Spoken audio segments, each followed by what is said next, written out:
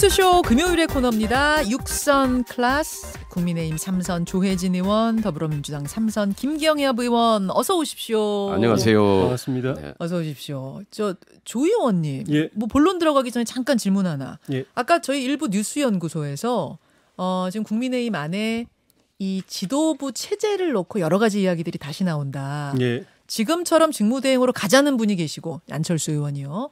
김기현 의원처럼 조기 전대가 필요하다는 분이 계시고 예. 조혜진 의원처럼 비대위 체제를 주장하는 분이 계신다. 예. 요거를 소개를 해드렸거든요. 예. 왜 비대위 체제 주장하세요? 처음부터 저는 그 당 체제 문제 나왔을 때 비대위로 가야 된다고 주장을 했었는데 지금 집권 초기입니다. 네. 국정 경험이 없는 상황에서 출범하는 새 정부, 그런데 안고 있는 난제들은 어마어마하게 쌓여 있죠. 경제 문제부터 비롯해가지고 여당 집권당의 당 대표와 원내 대표가 쌍두마차가 돼가지고 각자 전력 질주를 해도 정부를 뒷받침해서 이 난국을 빠른 시일 안에 이 수습하고 돌파하기가 극복하기가 쉽지 않다는 건 누구나 다 인정하고 있습니다. 오히려 더 손이 더 필요한 시기인데. 네. 그 두 사람이 해야 될 일을 한 사람이 지금 하고 있다는 거거든요. 직무대행 체제는. 대표 겸 원내대표. 투톱으로 해서 쌍두마차로 전력 지출을 해도 어려운 상황을 갖다가 원톱으로 하니까 물리적으로 이거는 감당이 안 됩니다. 아주 기본적인 거는 일정부터가 감당이 안 됩니다. 일정부터. 원내대표가 해야 될 일이 있고 당대표가 해야 될 일이 있는데 당대표도 사실은 있다고 하더라도 집권당의 당대표는 수많은 일정이 소화가 제대로 안 되는데 그걸 한 사람이다 하면 기본 일정이 소화가 안 되고요. 두 번째는 집권 초기에 중요한 현안들이 막 발생하지 않습니까? 네네. 그에 대해서 당의 지도부는 정확하게 상황 인식을 하고 입장 정리하고 그걸 국민들에게 아주 정제된 용어로 또 전달을 해야 됩니다. 그런데 이렇게 시간에 막 쫓겨다니면은 중요한 현안에 대해서 들여다보고 차분하게 입장 정리할 시간이 없고. 그럼 비대위를 한다면은 6개월 비대위 말씀하시는 거예요? 이준석 대표 돌아올 때까지? 중간에 예를 들면은 그 수사 결과가 발표가 돼가지고 이준석 대표가 뭐 기소가 된다든지 이래 되면은 중간에 아마 이 대표가 사퇴해야 될 수도 있죠. 그래 되면 전당대회를 해야 될 수도 있습니다. 근데 그렇지 않고 그냥 그대로 간다면은 무혐의 처리가 된다든지 아니면 그때까지도 수사 결과가 안 나오든지 하면은 법적으로 이준석 대표는 돌아올 수 있게 돼 있습니다. 돌아오면 비대위는 해체되고? 그렇죠. 그렇기 때문에 전당대회도 안 되는 게 그 전당대회에서 당대표를 새로 뽑아버리면은 법적으로 6개월 뒤에 돌아올 수 있게 되어 있는 이준석 대표가 못 돌아오게 봉쇄를 해버린 거기 때문에 그래서 제가 이거는 그건 당권 쿠데타나 마찬가지다. 그래서 비대위 말씀하신 거구나. 예, 그렇게 이야기를 한 겁니다. 김경엽 의원님, 저 국민의힘 어떻게 돌아갈 것 같습니까? 뭐 다른 당분이긴 하시지만. 국민의힘에서 알아서 잘 하시겠지요. 네. 약간 불구경 민주당에서 그거 가지고 뭐 남의 당 일에 감나라 대추나라 할 수도 없고. 하긴 민주당 코드 석자시죠 지금. 민주당은 뭐 전당대회 앞두고 지금 이제 정상적으로 지금 다시 새로운 지도 체제 선출 작업에 들어가 있으니까요. 하긴 뭐 거기도 지금 일이 많은데 남 얘기 지금 할 때가 아니긴 하네요. 우리는 전당대회 때문에 바쁩니다. 알겠습니다. 알겠습니다. 자, 그럼 본론으로 좀 들어가 보죠. 이번 주 이슈 한번 짚어볼 텐데요. 우선 그제와 어제 있었던 교섭단체 대표들 연설에 대한 두 분의 논평 좀 듣고 싶습니다. 먼저 민주당 박홍근 원내대표가 연설했어요. 잠깐 듣겠습니다. 박근혜 정부 시절 청와대의 공적 시스템을 무력화시킨 비선실세 최순실의 국정농단은 헌정사상 초유의 대통령 탄핵으로 이어졌습니다. 자, 짧은 지금 뭐 영상이었는데 그 탄핵 이야기를 언급한 것이 굉장한 화제가 됐습니다. 일단 조혜진 의원은 어떻게 들으셨어요? 저거는 우리 당으로서 기분 좋지 않은 일이지만은 민주당을 생각하더라도 저는 정말 잘못한 거라고 생각이 듭니다. 탄핵해라 뭐 이건 아니었는데도 어쨌든 그 언급한다는 것 자체가 그런 그 이슈를 부각시키는 의미가 있는 것이고. 민주당이 그 노무현 대통령 이후에 다시 제기했던 그걸 돌이켜볼 필요가 있다고 봅니다. 국민들의 심판을 받았을 때 스스로 문을 닫았습니다. 우리 진노는 일단은 문 닫는다 해서 소위 말하는 패족 선언을 했습니다. 그걸 보고 국민들이 다시 기회를 줘가지고 화려하게 제기를 한 거거든요. 그런 측면에서 집권 20년, 30년, 50년을 공언하던 본인들의 정권이 5년 만에 정권 내줬을 때 국민들의 그 5년 그 실정에 대한 이 분노와 이 절망감이 이 한이 사무쳐 가지고 정권을 그렇게 빼앗았을 때는 그러고 나서 처음 있는 국회 대정부 연설일 때는 예. 야당이 되고 나서 예.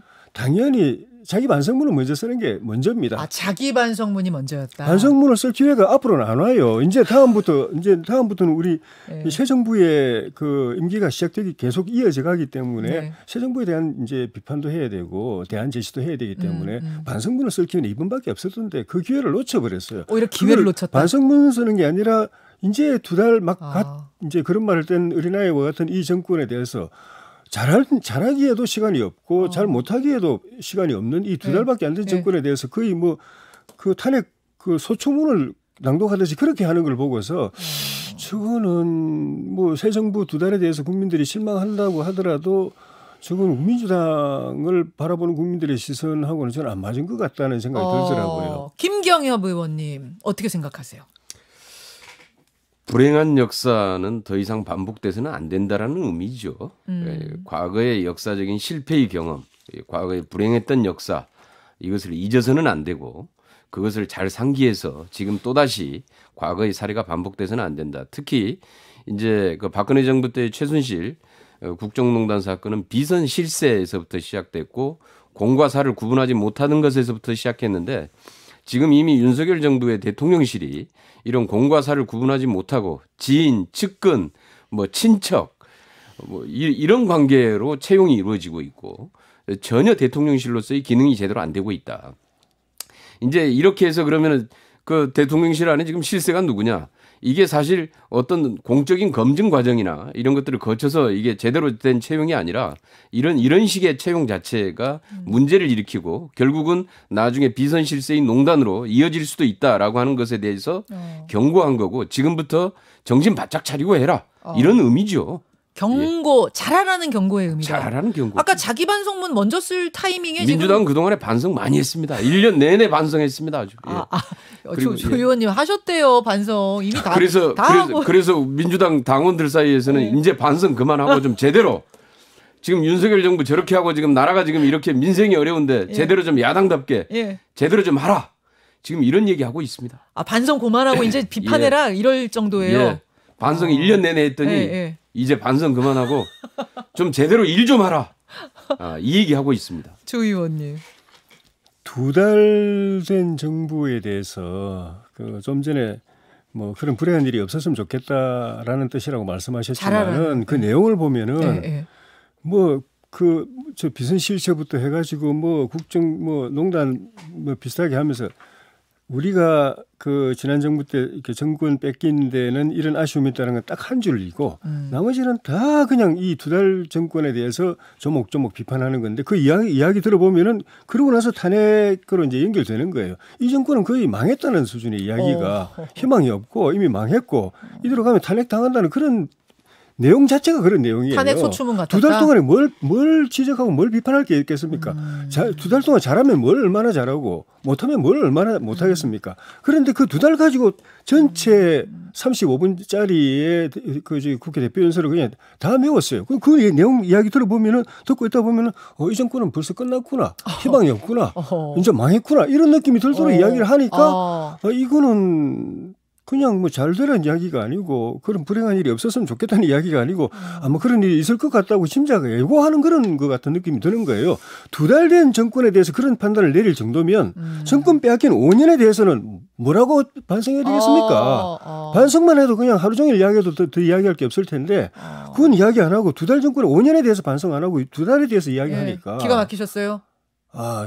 우리가 스스로 반성할 건 반성한다 하더라도 민주당이 저럴 수 있나? 저래가지고 민심을 얻을 수 있겠나? 그런 생각. 친노는 부활할 때 정말 바닥까지 내려가서 스스로 머리를 찍고 그렇게 하면서 국민들로부터 그 진정성을 인정받아가지고 화려하게 재기할 기회를 얻었는데 좀 다른 것 같다는 느낌. 현장에서 제가 들으면서 그런 느낌 들은 거죠. 김경협 의원님, 혹시 이 정부가 끝났다고 생각하시는 거예요? 끝난 게 아니라 이제 시작인데. 지금 조 의원님은 그런 느낌으로 받아들이셨대요. 이제 시작인데 지지율을 보면은 거의 레임덕 현상 같아요. 그러니까 거의 지금 지지율 자체가 이제 30% 초반대로 지금 떨어져 있는데 이 지금 탄핵 얘기도 사실 박홍근 대표 이전에 여권 관계자에서 먼저 나왔어요. 누구?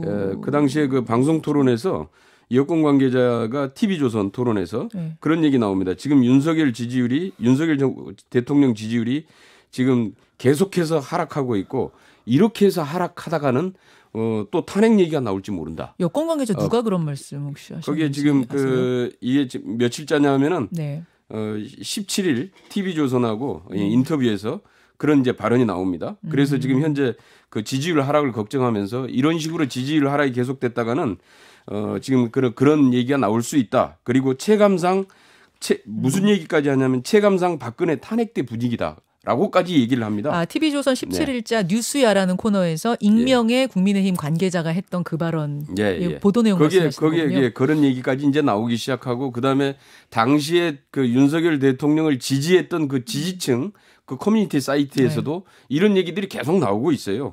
죽기 전에 뽑은 대통령 탄핵당하는 거 보고 싶긴 하네. 뭐 이런 댓글들이 인기글로 올라와 있습니다. 그런데 이런 상황들이 지금 벌어지고 있는데 문제는 탄핵이라는 용어에 이제 아마 굉장히 우리 국민의힘 쪽에서는 민감하게 이제 반응을 하시는 것 같은데 그 용어 자체가 아니라 왜 이런 얘기들이 여권 관계자나 그 지지층에서부터 나오고 있는지 그런 위기의식을 느끼라는 얘기입니다.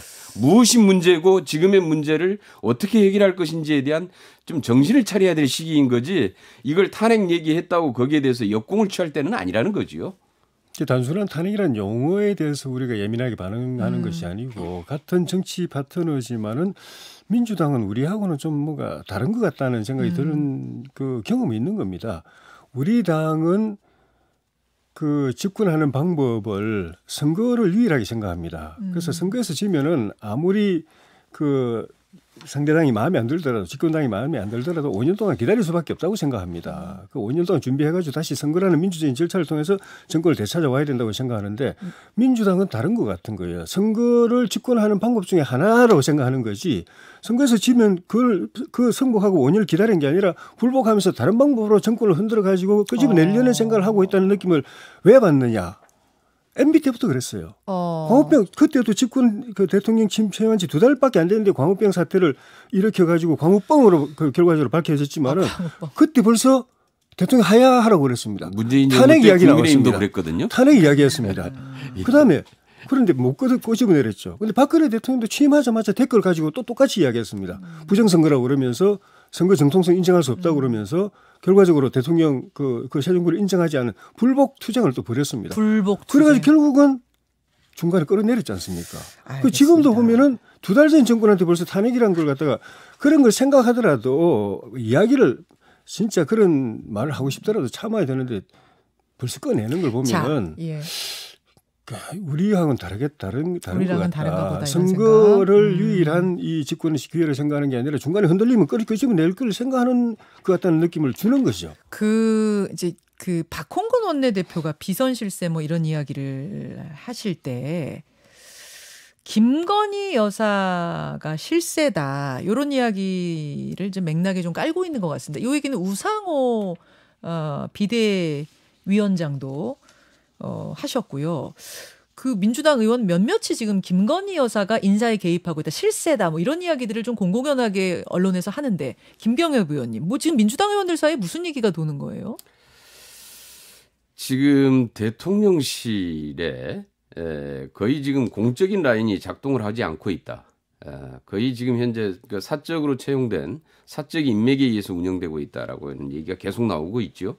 그리고 지금 현재 뭐 코바나 콘텐츠 직원이 지금 현재 들어오거나 아니면은 거기에 지금 이 무슨 황 사장, 그다음에 우 사장 아들, 그다음에 욕설을 아주 했던 극우 유튜버의 동업자의 누나, 네네. 뭐 검찰 수사관 아들, 뭐 육촌 친척 행정관, 뭐 이런 식으로 계속해서 이런 이제 이 채용 형태들이 실제로 이루어지면서 거의 여타의 다른 분에 대해서는 거의 믿지를 못하고 과거에 오랫동안 지기, 지인, 친척, 친분 관계, 결국은 이런 관계의 형태로 제가 지난번에도 얘기했지만은 대통령실이 거의 이너서클 형태로 운영되는 게 아니냐. 근데 김건희 여사하고 다 연결이 돼 있다고 보시는 거예요? 실질적으로 그 관계에 거의 김건희 여사랑 연관이 돼 있다 이렇게 보고 있는 거죠. 그리고 문제는 근거가 있습니까? 거기에서 이제 문제는 나타나는 문제는 예. 지금 이제 지금 코바나 콘텐츠 직원이나 코바나는 그렇고 문제는 이제 거기에서 그 김건희 여사 같은 경우가 선거운동 할 때는 예. 조용한 내조 예. 뒤에서 빠져 있겠다 이렇게 얘기했다가 지금 당선되자마자 전면에 지금 나서기 시작을 했어요. 그리고 여기에 대해서 거의 아무도 말리지를 못한다는 얘기입니다. 그리고 계속해가지고 말릴 사람도 없다 이런 얘기까지 나오고 있는 거죠. 앞으로 걱정된다? 공적인 보좌도 받지 못하고 실질적으로 거의 지금 이런 일이 계속 벌어지고 있는데 예. 이런 상황에 대해서 지금 현재 대통령실이 어떻게 운영되고 있는지 알겠습니다. 이거는 정말 심각한 문제다라는 겁니다. 조 의원님, 예.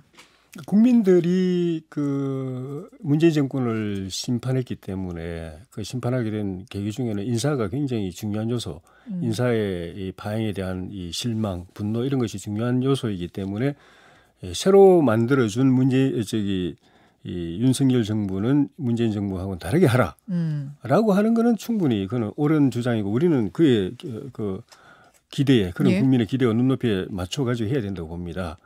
그리고 그 국민들이 그런 비판하는 건 우리는 당연히 경청해야 되고. 예, 예. 그런데 민주당이 우리 당에 대해서 청와대 대통령실에 대해서 그렇게 비판하는 거는 그거는 자꾸 민주당 문재인 정권을 어떻게 했는가를 우리가 생각하게 만드는 거에 있어서는 말하고 싶지 않은데. 자, 그러면 여기서 권성동 원내대표의 그 국회 연설로 가겠습니다. 왜냐하면 지금 조혜진 의원이 말씀하신 것과 거의 비슷한 이야기들을 예. 하셨거든요. 예. 그럼 들어보죠. 문재인 정부 5년 내내 정치가 경제의 발목을 잡았습니다. 문재인 정부는 부동산 대책을 무려 28번이나 발표했습니다. 문재인 정부가 거둬찬 주거사다리 국민의힘이 반드시 되찾아 오겠습니다. 이렇게 문재인이라는 이름을 16번인가요? 16번 어제 언급했다. 이거거든요, 조 의원님. 예. 전 정부 얘기 너무 많이 한 거 아니냐? 이런 비판도 나와요. 예, 저도 그런 생각이 듭니다. 안 했으면 좋았어요. 아. 그런데 제가 볼 때는 그 전날 했던 박홍근 그 민주당 원내대표의 연설이 예. 저걸 이야기 안 할 수 없게 만드는 것 같아요. 아, 그래요? 좀 전에도 안 할 수가 말씀드렸지만은 없었다. 5년 정권이 국민들에게 얼마나 실망을 주고 분노를 일으켰으면 우리가 20년, 30년, 50년 집권할 거라고 큰 소리 쳤는데 뺏겼을까에 대한 뼈아픈 자기 반성, 그것도 기회도 없는데 이번이 유일한 기회일 텐데 쫙 한번 이야기를 했으면 우리가 그 이야기 언급할 필요도 없었고 아마 권성동 대표는 이 미래에 대해서 이야기하고 싶었을 겁니다. 우리가 하고자 하는 미래 비전에 대해서 이야기하고 싶었을 건데 안 할 수 없게 만들었다고 느낌 들어요. 가만히 생각해 보니까 분량도 그래요. 그 박홍근 원내대표의 연설이 한 35분인가 그랬거든요. 네. 근데 그 우리 권성동 대표 연설이 40몇 분이었어요. 아. 이례적으로 길었어요. 예. 제 생각에는 수측이지만은 미래 비전을 꽉 채워놨는데 그것만 가지고 한 35분 비싸게 가는데 이야기 안 할 수가 없으니까 과거부터 짚다 보니까 그렇게 늘어난 거 아닌가 싶을 정도로 전날 박홍근 원내대표 때문에 그런 것 같아요. 급하게 끼어넣은 거예요. 느낌에. 안 할 수가 없어서. 본인이 그쪽에서 이야기 안 했으면 우리 기록으로라도 남겨놓자. 그 바탕에서 우리는 한 발짝 더 앞으로 나아가도록 하자라는 그 때문에 연설 분량이 늘어난 것이 아닌가 싶을 정도로 그 전날 그 연설은 정말 실망스러웠어요. 자, 김경엽 의원님. 그랬다면 그거를 바로 말려들었다 이렇게 얘기합니다. 예. 그래서는 안 되고요. 이 준비 안 된 대통령의 준비 안 된 집권 여당이다. 전혀 준비가 안 돼 있다. 새로운 정부의 첫 원내대표 연설인데 누구를 탓할 문제가 아니라 현실을 냉정하게 진단을 하고 해결 방안을 제시하고 국정 비전을 제시해야 될 거 아닙니까? 당연히. 그렇게 갔어야 되는데 정말 그런 것들을 포기하고 전임 정부에 대한 비난과 민주당 탓, 문재인 탓 하는 것에 바빴다면은 정말 그건 말려든 거고요. 물론 그것 때문에 이제 뭐 정권을 탈환하는 데는 성공했지요. 여전히 거기에 대한 향수는 남아 있을 거라고 생각을 하는데 그런데 지금이 이제 집권을 했으면은 달라져야 되지 않겠습니까? 지금도 문재인 탓이고 뭐 민주당 탓이고 이렇게 계속 해봐야 국민들은 참 쪼잔하다, 속 좁다 이렇게 보지 않겠어요? 그 좀 집권 여당답게. 예. 그리고 뭐 권성동 대표 연설을 보니까 협치할 생각이 전혀 안 보여요. 이거는 어떻게 하든지 야당을 궁지로 몰아서 박살을 내겠다. 이런 의지가 아주 그냥 갖다 넘쳐납니다. 박살. 예. 아주 저희들 걱정이 많은데요. 아마 여태의 교섭단체 대표 연설 중에서 거의 최악의 연설이다 이렇게 보고 있고요. 그 정도까지요? 예. 그리고 실제로 그 연설 내용 중에서도 보면은 네. 그 임기 보장된 공공기관장들 막 나가라는 얘기를 공개적으로 하지 않습니까? 문재인 정부 때 환경부 장관 네. 그 산하기관 공공기관장 내쫓았다고 그 저기 윤석열 검찰이 기소해 가지고 지금 갖다가 형사하고 있죠. 네. 그런데 그 기준에서 보면 권성동 대표도 기소 대상입니다. 이런 식으로 공개적으로 직접 예, 임기가 보장된 공공기관장 나가라 이렇게 얘기하고 알겠습니다. 특히 정치적 중립성이나 이런 그 독립성이 보장돼 있는 기관장들마저 그냥 찍어내기 하려고 지금 현재 다 달려들어서 하고 있는데 집권 여당의 모습이 아니다. 본인들이 과거에 해왔던 일에 대해서 다시 한번 잘 염두를 해두고 문재인 정부에서 어떤 것이 잘못됐는지를 잘 보면은 아마 지금의 국정 운영을 네. 해나가는데 도움이 되지 않겠느냐 이렇게 보고 있습니다. 아, 두 분이 오늘 하실 말씀 많아요. 지금 1분밖에 안 남았어요. 이슈가 태산인데 조 의원님이 입술 꾹 깨무신 거 보니까 그냥 넘어갈 수는 또 없을 것 같아요. 30초. 예, 인사에 대해서 권성동 대표가 언급한 거는 문재인 정부가 알박기한 그 기관장들에 대해서 선택을 하라는 겁니다. 그러니까 자기들은 문재인 정권하고 국정 노선이나 철학이 맞기 때문에 그 자리에 있는데 임명이 됐는데 우리 정부하고는 여러 가지 면에서 틀리거든요. 그분들의 이 저 국정 철학하고 우리 정부의 철학이 많이 틀리다는 걸 본인들이 알 겁니다. 그럴 때 본인들이 전문가로서의 그걸 양심이라고 그래야 될지 하여튼 그걸 접고 새 정부의 국정 기조에 맞춰서 하겠다라고 선택을 하든지 아니면 도저히 내가 양심상 전문가의 양심상 새 정부 바뀌었다고 해서 새 정부 쪽으로 이렇게 협조하는 일을 못하겠다 하면은 그 결과적으로 방해밖에 못하기 때문에 그 자리를 그만두든지 둘 중에 하나 선택하라는 거예요. 무조건 그만두라는 것이 아니고 원래대로 새 정부 기조에 맞춰서 도와줘야 그 자리에 국민 세금 먹고 일하는 그 이유가 여기까지. 맞은 거죠. 자, 아마 지금 들으시면서 청취자들이 나름의 판단을 하시리라 믿고요. 오늘 할 얘기 더 많은데 일단은 여기서 인사드릴 수밖에 없겠네요. 뜨거웠습니다. 어떻게 금방 끝난 것 같아요. 그러니까요. 저도요. 조혜진 의원님, 김경엽 의원님 고맙습니다. 네, 고맙습니다. 감사합니다. 자, 잡았습니다. 성공했습니다. 나가다 붙잡혔습니다. 긴급 체포됐습니다. 긴급 체포. 다시 시작합니다. 아니 왜냐하면 제가 진짜 왜 이렇게 짧았죠 느낌이 짧게 느껴지셨죠. 네. 너무 뜨거워서. 너무 뜨거워서 사실은 이슈가 지금 한 세 덩어리가 준비되어 있었는데 요즘 그 한참 그 인기를 끌고 있는 드라마의 변호사가 이야기한 거 있죠. 뜨거워라. 우영우가 얘기한 거. 그래서 뭐 라디오는 어쩔 수 없이 끝나는 시간이 정해져 있어서 인사를 여러 청취자하고 드렸지만 유튜브로는 여전히 굉장히 많은 분들이 보고 계셔가지고 두 분하고 편하게 조금만 더 한 10분만 제가 부탁드렸어요. 더는 안 돼요. 두 분 다 워낙 바쁘셔서 10분만 양해를 구했고 두 분이 그러면은 또 많이들 기다리시면 하죠 하고 흔쾌히 열린 분들이에요. 열린 두 의원이십니다. 앉아주셨어요. 감사드리고요. 아니 유튜브는 굉장히 프리하거든요. 김 의원님. 긴장하지 마시고요. 네. 카메라 보면서 인사 한번 하시겠어요? 우리 청취자들, 시청자들, 네, 안녕하세요. 구독자들께. 네. 반갑습니다. 조 의원님은 조 의원님 요쪽이야. 조 의원님 카메라 여기. 반갑습니다. 반갑습니다. 두 분은 이제 여야가 바뀌었지 않습니까? 예. 2달 됐잖아요. 김 의원님 야당하기 좋으세요? 어떠세요? 아직 그 야당이 아직 체질화가 안 된 것 그렇죠. 같습니다. 적응 좀 안 되시죠. 예. 예. 원래 민주당이 야당할 때 좀 세게 비판도 잘하고 예전에는 그런 야성이 있었는데 네. 아직은 좀 이게 안 돼요. 예, 아직 우리 당 전체적으로 네. 아직 여당인지 야당인지 잘 구분을 좀 못하지. 그런 느낌. 조 의원님은 어떻게 여당 체질로 돌아오셨어요? 어때요? 저는 원래 여당 체질입니다. 여당 오래 했으니까. 야당하기가 참 힘들어요. 야당할 때 힘드셨어요? 어쨌든 뭐 비판해야 되고 지적해야 되고 네. 공격해야 되고 하는 것이 네. 하여튼 저한테는 그렇게 재미있고 유쾌한 일은 아니었습니다. 그런데 그거보다는 조혜진 의원님은 여당 체질이라고 그러는데 국민의힘 보면은 요새 아직 야당 체질에서 못 벗어났어요. 그래요. 야당을 그냥 공격하는 거 보십시오. 그래서 어디 집권 여당이 저렇게 야당을 공격합니까?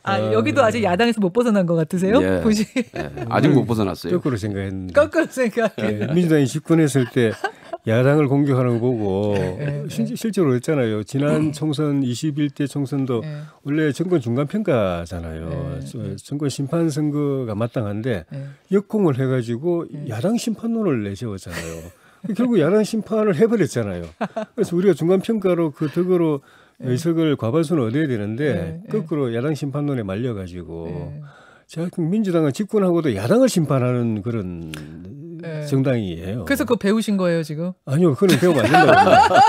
그거 배우면 안 된다고 봅니다. 우리가 잘해서 배우신 것 같대요 지금 김 의원님은. 집권당으로서 잘해서 다음 선거에서 점수를 얻어야지 야당 공격해가지고 점수 얻는 거는 저는 알겠습니다. 아우 뭐 뜨겁습니다. 김경엽 의원, 조혜진 의원, 김경엽 의원 참 두 분 다 뭐 논쟁할 땐 뜨거우시지만 사석에서는 굉장히 부드러운 분이세요. 두 분 다. 네, 정말 부드러운 사람. 정말 부드러운 분들이세요. 그렇습니다. 굉장히 인품이 좋은 두 분이십니다. 근데 또 방송 불 들어오면 뜨겁겠어요. 정치인들 대단하세요. 아, 못다한 이야기가 뭐 이런 거 있었어요. 뭐냐면 그 이제 사적 채용 논란 아까 잠깐 이야기를 하긴 했었습니다만 첨예하게 붙는 게 이런 거더라고요. 어차피 별정직이라는 거는 공채가 아닌데 추천해서 원래 그렇게 들어가는 거고 본인이 능력 있으면 되는 거지 이걸 왜 문재인은 사적 채용인 것처럼 말하느냐. 문재인 정부에서도 그러지 않았느냐. 조혜진 의원이 국힘의 주장은 지금 그거죠. 그렇죠. 그러니까 프레임을 그렇게 씌워가지고 그래서 제가 아까 그 문재인 그 민주당은 지난 자기들의 그 심판받을 수밖에 없었던 그런 공과에 대해서 한번 쭉 정리하고 시작해야 된다고 생각하는 게 그래야 야당 역할도 제대로 할 수 있는 겁니다. 야당으로서 여당을 비판하고 지적하는 게 설득력이 있으려면은 본인들이 잘못한 거에 대해서는 그 기준을 똑같이 하고 이야기를 해야 되는 겁니다. 똑같은 사안인데 본인들은 잘못 안 한 것처럼 이야기하고. 예를 들면 어떤 거요? 전 정권에서 어떤 지금 거? 사적 체험이라고 몰아붙이는 이것도 좀 전에 말씀하신 역대 어느 정권도 똑같이 이거는 제도가 정비가 안 돼 있고 공채로 확립이 안 돼 있기 때문에 그런 식으로 별정직으로 다 임명하는 혹시 거잖아요. 누구 좀 떠오르는 사람 있으세요? 대표적인 어떤. 아유, 문재인 정부 제가 그래서 문재인 정부 이야기 안 하려고 한다고 아까 말씀드렸는데 자꾸 하게 만드는 게 정권 초기부터 우리 김정수 여사의 예를 들면 의상을 담당했던 뭐 프랑스 국적의 누구의 딸이 청와대 행정관으로 들어가고부터 시작해가지고 문재인 대통령도 본인이 그 운영했던 변호사 사무실에 변호사를 데려다가 법제처장 시키고 나중에 뭐 인사수석 시켰던가요? 뭐 그리고 중고등학교 선배 친구들 얼마나 많이 시켰습니까? 그때 이미 이야기 다 된 그 문제 다 됐던 거잖아요. 그런데 그거를 그 똑같은 또는 그보다는 더 어떻게 보면 더 개선된 걸 지적하려면은 우리가 이런 잘못이 있었는데 이건 잘못해 우리가 했지만 이건 잘못이었다. 같이 개선하자라고 이야기를 해야 되는데 그거는 잘못이 없는 것처럼 이야기하면서 오히려 거꾸로 뭐 부정 채용이라도 한 것 같이 이렇게 프레임을 만들어가지고 공격하는 거는 그렇게 공격하는 우리 의원들도 사실은 공채하는 거 아닙니다.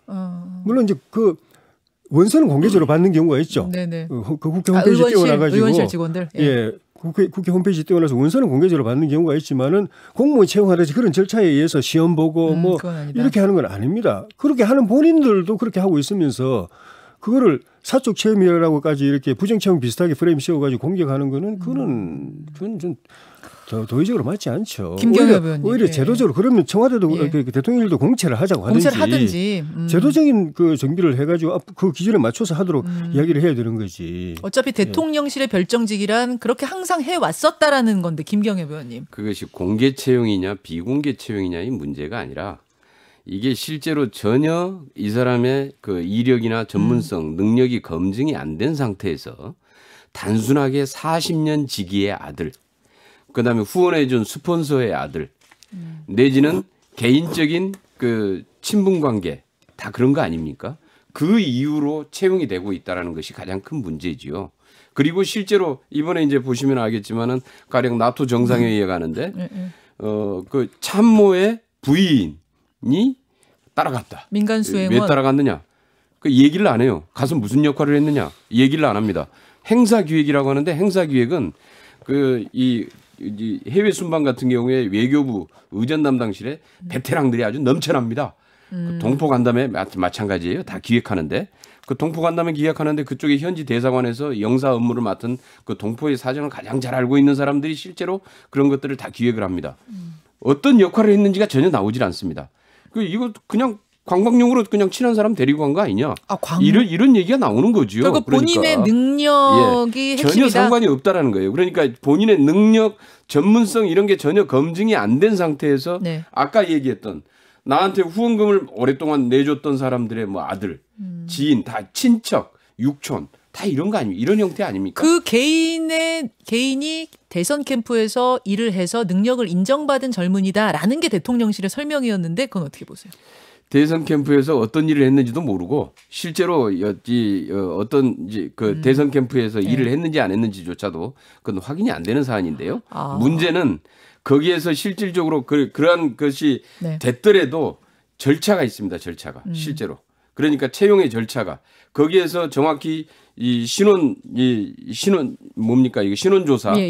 그다음에 실제로 비밀인가 하는데 비밀인가 취급 자격 이런 것들이 다 있는 거 아닙니까? 이런 것들이 완전히 무시된 채로 자기의 지인부터 친척, 친구, 뭐 친구 아들 무슨 갖다가 이런 식으로 채용이 되다 보니까 지금 어떤 형태가 발생하고 있냐면 안보실에도 아예 그냥 갖다 신원조사도 하지도 않고 심지어는 지금 2심에서 지금 군사기밀보호법 위반으로 2심에서 유죄까지 받은 사람이 안보실에 근무를 하고 있어요. 예. 이런 일이 벌어지고 있는 겁니다. 조 의원님, 그러니까 이게 뭐 추천 받았다는 자체가 문제가 아니라 그 사람의 능력이 충분히 입증되지 않지 않았느냐 그 이야기인데요. 그 능력 여부에 대해서 가장 민감한 거는 대통령실 자체입니다. 저 같은 당에 있는 국회의원 입장에서는 저 사람이 능력이 있어야 되나 말아야 되나에 대해서 그렇게 이해관계 없어요. 대통령실은 한 명 한 명 티오가 그것도 많이 또 줄었기 때문에 한 명 한 명이 정말 소중한 절실한 상황입니다. 들어와서 제대로 역할을 해줘야지 그 티오에서 역할을 못 해버리면 대통령의 업무에 구멍이 나기 때문에 펑크가 나기 때문에 그건 당연히 검증하고 그 대통령실 주변에는 정말 거기서 일하고자 하는 준비된 사람들이 막 몰려드는데 그중에서 선별해야 됩니다. 검증이 그럼 충분히 돼서 능력 보고한 것일 것이다. 그럼 우리가 요구할 필요도 없습니다. 그럼 아버지가 뭐 후원금 1,000만 원 냈다 이런 거와는 별개다? 당연하죠. 당연하다. 그러면 약간 국민들한테 좀 납득이 되게 설명을 소상하게 하면 어떨까 좀 그런 생각이 들더라고요. 이 사람이 대선 캠프에 그 많은 젊은이와 그 많은 뭐 여러 봉사자 중에 어떤 일을 해서 상당한 능력을 인정받았기 때문에 뽑힌 거다. 이 부분에 대한 조금 자세한 설명이 대통령실에서 나와야 되지는 않을까 싶습니다. 그것까지 필요하다면 이야기를 할 수도 있겠지만은 좀 전에 이제 김경애 의원님 말씀은 캠프에서 일했는지도 뭐 불확실하다. 어떤 역할을 했는지도 불확실하다고 하셨는데 그렇게 되면 대통령실이 거짓말한 것처럼 되는데 대통령실이 그런 것은 아닙니다. 그리고 캠프에서 일했다고 하면은 그 주변에 있는 사람들 다 압니다. 혼자서 독방에서 일하는 게 아니기 때문에 다 알고 어떤 역할을 했는지도 다 알고 또 대통령 순방해서 외국에 나가서 일을 할 때도 대통령 혼자 다니는 게 그 사람이 혼자 다니는 게 아닙니다. 자유롭게 홀로 관광 말씀하셨는데 관광하려면 혼자 자유롭게 다녀야 관광이 되지. 외국에 나가면 대통령 일정에 따라서 매여가지고 꼼짝 못하고 같이 다녀야 되는데 관광을 어떻게 합니까? 알겠습니다. 이게 대선 캠프에서 문제는 아무도 어떤 역할을 했는지 모른다는 거예요. 제 주변 사람들 다 알고 있죠. 누구 얘기하시는 가서 어떤 역할을 했는지. 민간 수행원? 지금 이제 민간 수행원은 어쨌든 임시로 단기로 갔다 온 직원이고 대체로 그렇게 가게 되면 채용은 이제 완전히 오랫동안 하는 거니까 조금 격이 다르긴 합니다만 역할이 명확하게 있는 거 아닙니까? 대체로 그런 경우들에 대해서는 그리고 그 사람을 발탁한 이유도 분명하게 있는 것이고요. 근데 그것도 없고 발탁한 이유가 뭐 건강식품 갖다 이벤트 행사했다고 그러는데 민간 수행원 그렇게 해서 정상 외교의 해외 순방에 그걸 행사를 기획을 할 수 있습니까? 그게 전혀 다른 문제죠. 그러니까 아예 오히려 더 해명이 더 의혹을 점점 더 키우는 겁니다. 어제 요 문제 가지고선요. 민주당 고민정 의원하고 국민의힘의 박민영 대변인이 또 온라인 설전을 벌였어요. 그걸 한번 좀 보고 싶은데 유 감독 준비가 됐나요? 먼저 고민정 의원이 지금 용산 대통령실 앞에서 1인 시위를 하고 있다고 합니다. 화면을 한번 볼까요? 이렇게 친인척 지인으로 가득 찬 윤석열 궁궐 총괄 책임자인 비서실장, 인사 담당인 인사비서관, 총무비서관, 경질 우비 입고 이렇게 했어요. 그러자 국민의힘의 박민영 대변인이 SNS에다가 글을 올린 거예요. 나는 방송 14년 차 인재니까 아무 절차 없이 사적 채용돼도 문제가 없다는 말을 하고 싶으신 겁니까? 그런 인재가 전국에 고민정 의원밖에 없었을까요? 충분히 대체제가 있는데도 공개 채용 절차 없이 고민정 의원이 선택됐다면 능력 밖에 무언가가 개입됐다는 거고 그게 바로 지인 찬스이자 사적 채용입니다. 어찌 그리 자기 객관화가 안 되십니까? 스스로를 인재라 칭하는 게 부끄럽지 않으십니까? 이제 이런 글을 올렸어요. 김 의원님. 어제 굉장히 설전이 화제가 됐고 또 뜨거웠거든요. 아직 보니까 문제의 원인이 뭔지를 잘 모르고 있는 것 같아요. 그러니까 고민정 의원은 오랫동안 방송 생활을 통해서 공개적인 검증 절차들이 다 거쳐졌습니다. 그리고 그 과정을 통해서 실질적으로 그 부분에 대한 능력이 인정돼서 됐던 것이고요. 이제 이런 경우들을 자꾸 이제 같이 붙여가지고 그러는데 아니 지금 그게 저 누굽니까? 그 황 사장 아들입니까? 5급으로 채용했던 어떤 게 뭐가 검증돼 있죠? 어떤 역할을 했죠? 예전에는 무슨 일을 했죠? 전문성이 뭔데요? 왜 청와대 들어왔는지 오로지 그냥 제 40년 지기의 아들 이거밖에 없는 겁니다. 채용된 이유가 다른 걸 찾을 수가 없어요. 그다음 우 사장 아들, 그다음에 극우 유튜버 그 누나 같이 동업했던 오로지 그냥 저 문재인 대통령 사저 앞에 가서 뭐 간첩 빨갱이 진짜 아주 저질 욕설을 하고 했던 그래서 그거 잘했다고 청와대 채용해 준 겁니까? 이런 식의 채용이 어디가 있냐 이런 겁니다. 이래가지고 어떻게 국정을 운영합니까? 청와대 정무적인 감각, 국정 운영의 감각이 전혀 없는 비전문가들 그냥 사적인 관계로 이렇게 들어앉아서 이렇게 어떻게 그러니까 이미 지금 지금 초기 지금 2달 만에 지지율이 이렇게 하락하고 대통령이 끊임없이 실수를 해내고 지금 이러고 있는 거 아닙니까? 거기에 대해서 누구 하나 그 참모진 중에서 바로 잡아줄 정무적인 감각이나 국정 감각을 가지고 있는 사람이 없다라는 거지요. 예. 자, 조혜진 의원님. 우리 정부는 문재인 정부와는 뭔가 다르게 해야 된다는 점은 늘 명심하고 앞으로도 노력할 것인데 민주당에서 이렇게 이야기하는 거는 그건 정말 이 박민영 대변인 같은 그런 젊은 사람도 우리 당에서 쓴소리하는 젊은 대변인인데 저렇게 이야기할 수밖에 없게 만드는 거예요. 좀 전에도 말씀드렸지만은 김정숙 여사부터 해서 문재인 대통령도 그렇고 그 당시에 뭐 그 성비위로 논란이 됐던 사람을 측근 비서관으로 데려간 것부터 해서 나중에 또 밝혀졌지만은 마약한 행정관부터 해가지고 뭐 유시민 이사장의 누나가 EBS 사장 가고 뭐 나열 하려면 끝이 없기 때문에 입이 아플 정도인데 거기다가 다른 사람이 이야기하는 모르는데 고민정 의원은 저렇게 말하면 이렇게 우리 박민영 대변인 같은 사람이 입을 열게 만드는 거예요. 본인부터가 그때 청와대 갈 때 얼마나 논란이 많았습니까? 자기 시비가 얼마나 많았습니까? 공천 받았을 때 자기 시비 논란 얼마나 많았습니까? 국회의원 되고 난 뒤에도 얼마나 말들이 많습니까? 그런 논란이 없었던 사람이 대통령실 앞에 가가지고 이야기한다면 그래도 그냥 들을 수도 있는데 하필 청와대 갈 때부터 무슨 자격으로 갔냐? 누구 배경이냐? 무슨 배경이냐? 설명이 안 된다. 청와대도 설명 안 한다. 공천 받았을 때도 그렇고 그 뒤에 국회의원으로서 역할을 수행하는 과정에서도 계속 논란이 있었지 않습니까? 가려면 다른 분이 가셔야죠.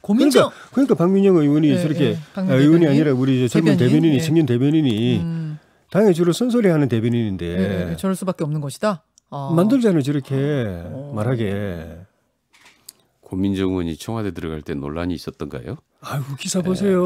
기억 못하십니까? 그런데 실질적으로 오랫동안 방송인으로서 방송 아나운서 역할을 해왔고 그 과정에서 공개적으로 다 검증된 사람 아닙니까? 그래 놓으니까요. 그래 놓으니까 대변인이 대체로 그런 경우들이 있죠. 그렇게 해서 언론인 중에서 또는 그 분야의 전문가 중에서 이렇게 발탁돼서 하는 경우를 얘기하는 게 아니라 아직도 그러니까 저 대변인도 문제의 원인이 뭔지를 정확히 모르고 있다니까요.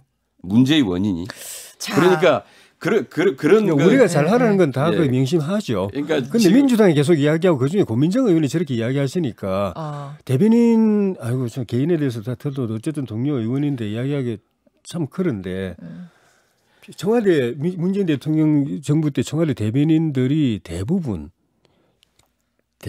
다수가 대부분의 경우에 뭐 대부분이라 해야 될지 어떨지 모르겠습니다만 하여튼 기자실에 와서 기자들하고 이렇게 대면해서 브리핑을 별로 안 했어요. 상당 부분 그냥 서면 브리핑으로 다 내보냈습니다. 그 이야기는 그러니까 능력이 부족했단 말씀이실까요? 우리 입장에서는 당연히 그렇게 느끼셨어요? 대통령의 국정 철학을 그리고 정책을 다 소화해가지고 기자들한테 일문일답으로 설명을 해야 그게 대변인이지. 그 서면으로 팩스로 보내고 메일로 보낼 것 같으면 대변인 뭐하러 있습니까? 야, 그- 이거 참. 그러니까 이제 대통령 부인의 공식 일정에 저는 이제 코바나 콘텐츠 직원이 동행을 한다. 그리고 거기에 대한 문제가 제기되니까 그냥 바로 채용된 거다. 내가 채용했다고 그러던가요? 나중에 다시. 그게 이런 식이라는 겁니다. 쉽게 얘기하면은. 그러니까 그런 개인적인 관계 외에는 전혀 어떤 그 공적인 검증 과정이나 이런 것들이 없이 채용이 되고 있다라는 것이 가장 큰 문제인 것이고요. 그런 것들이 실질적으로 지금 현재 2달 만에 이 대통령 지지율이 이렇게 급락하게 된 요인이고, 그다음에 대통령의 끊임없는 이 실수, 그다음에 이 실언, 이런 것들에 대해서 누구 하나 정무적인 감각, 국정 운영의 감각을 가지고 지적해 주거나 그걸 가지고 바로잡는 참모진이 없다라는 겁니다. 검찰 중심, 측근 중심의 인사가 만들어낸 인사 참사가 지금 현재 대통령실에서 벌어지고 있다라는 것이고요. 이것으로 인해서 지금 현재 국정 운영 자체가 이렇게 다 국민들이 우려하고 걱정하고 불안감을 가지고 있는 이유가 되고 있다라는 거죠. 자, 알겠습니다. 지금 10분이 넘어갔는데 10분도 금방 가네요. 두 분 일단 시작하시면 굉장히 시간이 금방 가네요. 뜨겁습니다. 이렇게 사실은 준비된 게 하나 더 있는데 10분이 넘어갔기 때문에 일단 여기까지 하고, 제가 사면 얘기도 좀 해보려고 그랬는데요. 안 되겠어요. 약속한 시간을 넘겨서 여기까지 하고, 두 분을 또 이게 저희 댓글쇼인데 유튜브로만 나가고 있는데 그냥 보내드리려니까 되게 아쉬운데 어떻게 뭐 노래라도 좀 한마디씩 하시겠어요? 노래는 저 좋아하는데 이 시국이 지금 노래 부를 시국이 아닌 것 같아요. 지금 노래 부르는 때가 아닙니다. 국민들 저도 좀 형편을 지금 생각하면 말씀을 드려놓고 나니까 뭐 아무리 유튜브라서 재밌게 좀 해보려고 그랬는데 노래는 좀 아닌 것 같아서 오늘은 여기까지 하는 걸로 하고, 다음에 분위기 되게 좋을 때 민생이 회복되고 경제가 회복될 좋아지고 때. 국민들 얼굴에 웃음꽃이 피면 노래 한번 시켜주세요. 막 기름값도 좀 내려가고 뭐 우리 막 돈 잘 벌고 이럴 때 한번 제가 노래 부탁드리겠습니다. 네, 준비하겠습니다. 여기까지 두 분 귀한 시간 내주셔서 감사드리고요. 조혜진 의원, 김경엽 의원, 여러분 두 분 꼭 기억해 주십시오. 오늘 고맙습니다. 네, 감사합니다. 고맙습니다. 저도 여기서 인사드릴게요. 여러분 좋은 주말 보내시고요. 월요일에 다시 뵙겠습니다. 고맙습니다.